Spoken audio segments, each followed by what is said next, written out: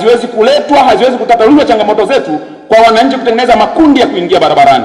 Changamoto zetu na umaskini wetu wa wilaya ya Rorya zinaweza kutatuliwa sisi wenyewe kwa kushirikiana, kuwatuma madiwani kwenda kwenye mchakato wa uchaguzi, kufanya uchaguzi wa demokrasia, kuwaondoa au kumbakiza yule mnayedhani anaweza kuwasaidia na kuendelea kudai yale mazuri yaliyoko mbele yetu.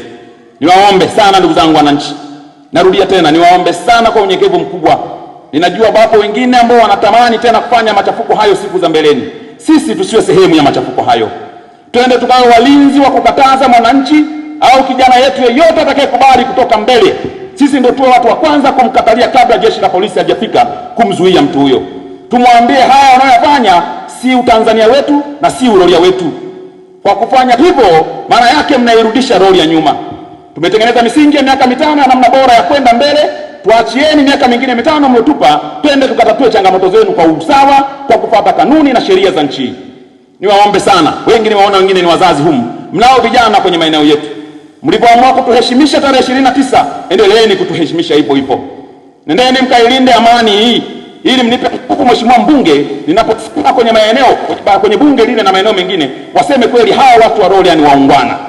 Hawa watu wa Rorya wanajua na kuhimiza na wanajua kuhimili kwa maana utawala wa sheria. Mkifanya kote ambalo halina haki, mtakuwa mmeharibu na mtakuwa mmechafua umoja wetu sisi wananchi wa Rorya. Niwaombe sana ndugu zangu wananchi, kokote mnakokwenda, sisi tufanye kazi zetu vizuri. Hatuna sababu ya kuingia barabarani, hatuna sababu ya kupinga jambo lolote, kwa sababu uhuru tumeufanya wenyewe tarehe 29, tumechagua viongozi wote. Na bahati nzuri uchaguzi wetu Rorya tumepiga kura mpaka saa 10 jioni. Hakuna mahali ambapo ilitokea wananchi wakazuia kupiga kura. Kwa nini mtu aje atushawishi mtu baki ambaye hatokani na Rorya hii kwamba tuingie barabarani? Tunakwenda kutafuta nini? Niwaombe sana ndugu zangu wananchi, twende tukadumishe hili na tuwe sehemu ya kukataza wale watoto wetu na vijana wenzetu ambao wanaweza wakashawishika kwa moja au nyingine kutaka kuifarakanisha Rorya yetu. Mwisho, Mheshimiwa DC, mimi nikupongeze na nikushukuru sana kwa namna ambavyo umekuwa ukiendelea kuimarisha na kusimamia ulinzi na usalama wa wilaya yetu. Ninaamini kabisa kama ulivyosimama imara kuimarisha ulinzi tarehe 29, ndivyo utakapoenda kusimama imara wewe pamoja na vyombo vyako vyote kwa tarehe 9 hiyo ambayo wahuni wachache wameamua kuitaka kuifanya, lakini naamini kwa uongozi wako haiwezi kutokea.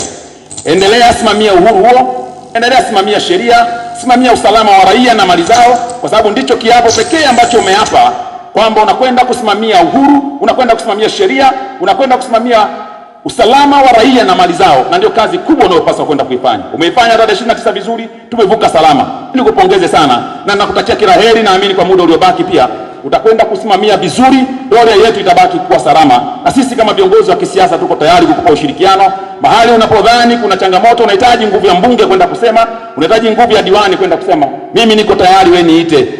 Wananchi hawa wamenichagua, hakuna kata nitashindwa kwenda kuzungumza na hawa wananchi. Hata siku hiyo wakiwa wamekasirika kiasi gani, mimi huwa najitoa muhanga kwenda kuzungumza nao, kwa sababu ninaamini hakuna mahali ambapo kwenye kata zote 26 hawakunipa kura. Tuendelee kudumisha usalama wetu na uhuru pamoja na haki kwa wananchi, na naamini hili umekuwa ukilifanya, haliwezi kufika mahali likachafua usalama wetu wa wilaya yetu ya Rorya.